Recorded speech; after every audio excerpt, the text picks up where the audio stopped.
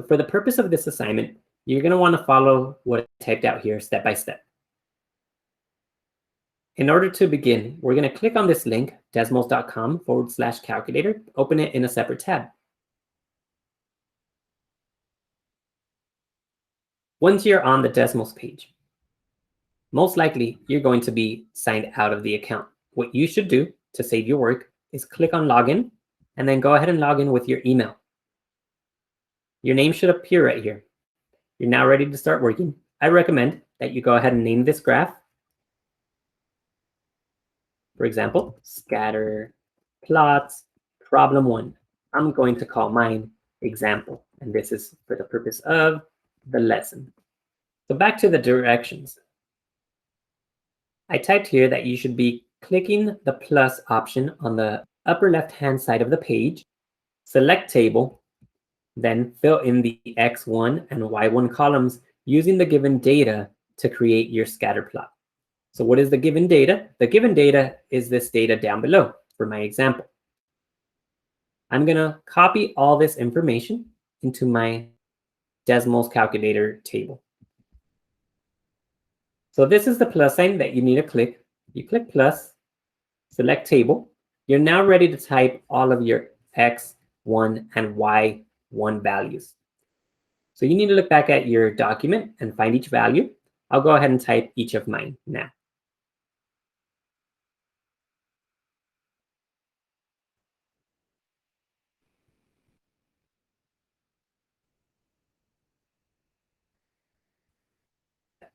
Let me head on back to my document. The next step says below the table, type the equation. And here's the equation you're going to copy paste in order to create the line of best fit. Let me show you this process. I'm going to copy this and head on over to the Desmos calculator website. And here in the next row for number 2, our table is there in number 1. So in number 2, I go that the ones did not come out as sub 1. The error is that the ones are not the proper size. The way to fix this is you delete the 1, then retype it. Now that is a subscript, the way we need it to be typed. Let's do the same with the other one. Delete it, type it. There you go. I'm going to come on over here to this graph. I can either use this minus sign to zoom out or use the trackpad. I can now use the information here to start answering the questions in my problem.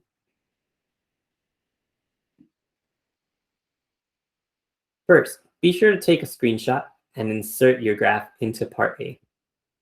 Next, use the M and B values to write the least squares regression line in the slope-intercept form. You will use this equation to make predictions for each problem.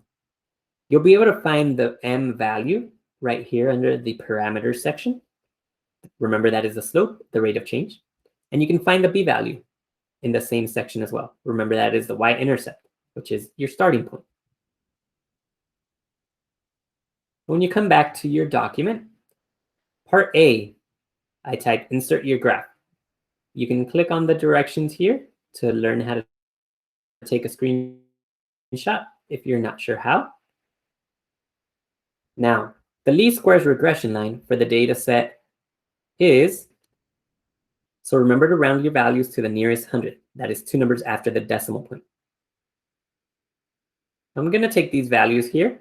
M equals negative 8.087. The 7 tells me to bump up the 8 to a 9. And I'm actually going to start by typing my equation here. Y equals M, which is negative 8.09, if I round that up, X.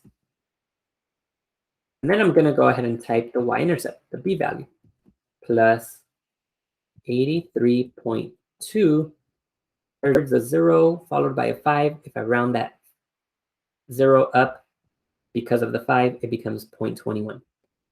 So notice my equation gives me this black line that happens to be right on top of the red line, meaning I have the correct equation. This is a good way to check that you did actually identify the correct equation. So check out how you can turn this off and on. You'll notice the line went back to being red. I can only see the red line right now. I select this again. I can see the black line lies exactly on top of it.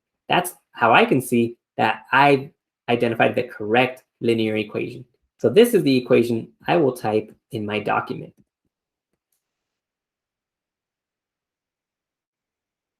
So I'm only going to copy what comes after the equal sign.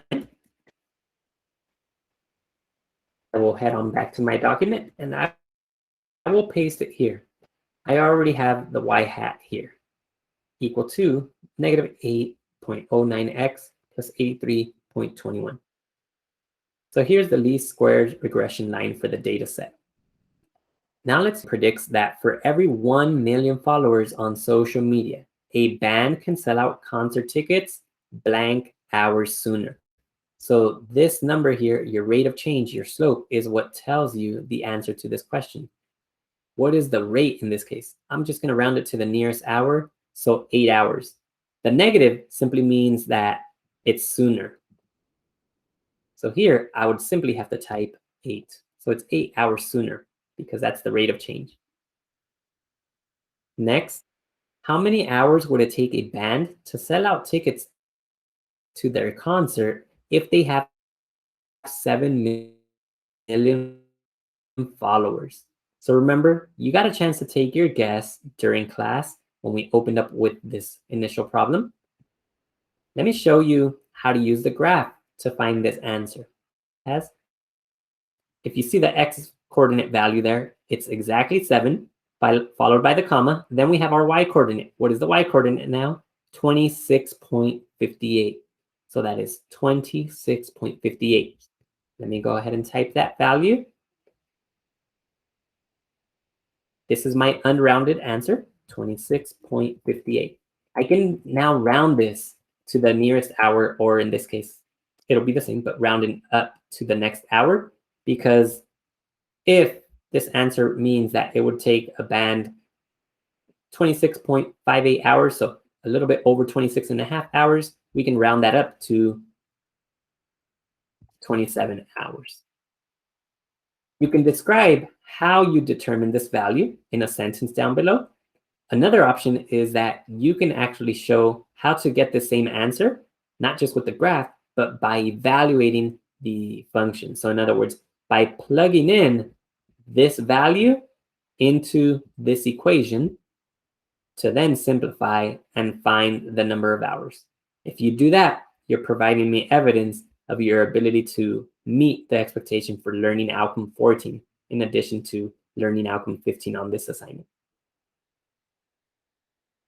After you complete your 2 problems, be sure to type up a reflection where you describe in as much detail as possible how the use of Desmos Graphing Calculator enhances your ability to create scatter plots and use them to make predictions. Remember to reach out with any questions you have.